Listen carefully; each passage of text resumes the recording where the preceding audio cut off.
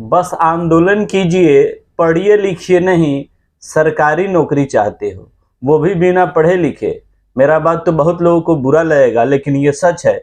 बिहार के लगभग 80% primary school के नियोजित शिक्षक पढ़ाने के लायक नहीं है, उनको पढ़ाने नहीं आता है।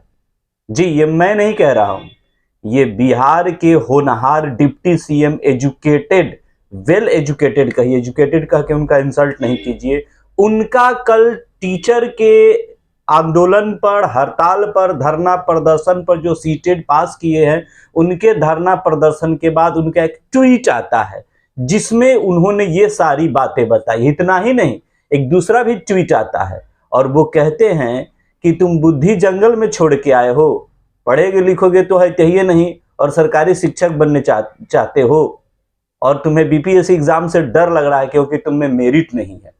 ये भी स्टेटमेंट उन्हीं का है।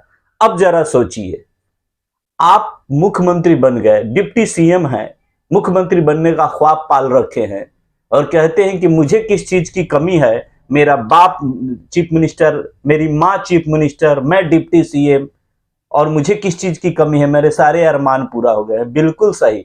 वो मनीष कश्यप की बात आप पर चरितार्थ हो रहा है कि आप सोने का चम्मच लेके पैदा हुए हैं।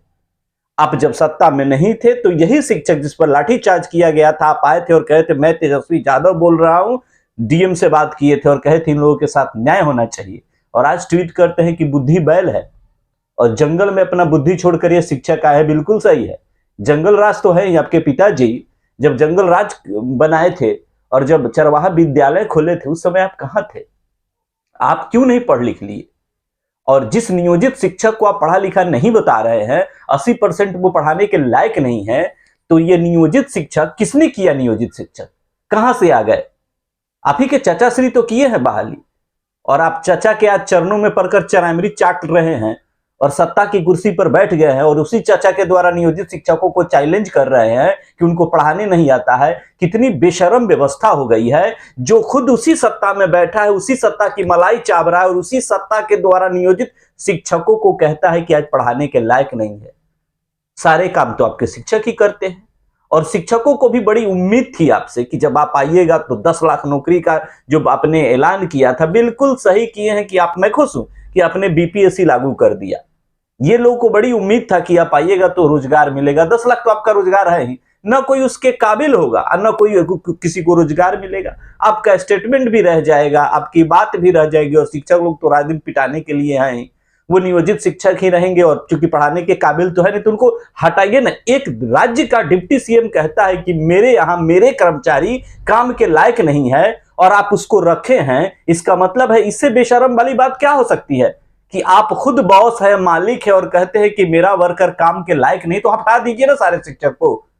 इसका मतलब है कि आप बिहार के बच्चों का भविष्य खराब कर रहे हैं। उस 80% नियोजित शिक्षक जिनको कखा गघा चचा जजा नहीं आता और स्कूल में पढ़ा रहे हैं, इसका मतलब है आप बिहार के गरीब, जो असहाय है, जो पीड़ित है, जो शोषित है समाज के, उनके बच्चों के साथ आप उनके बच्चे के भविष्य के साथ खिलवाड़ कर रहे थे तेजस्वी जी।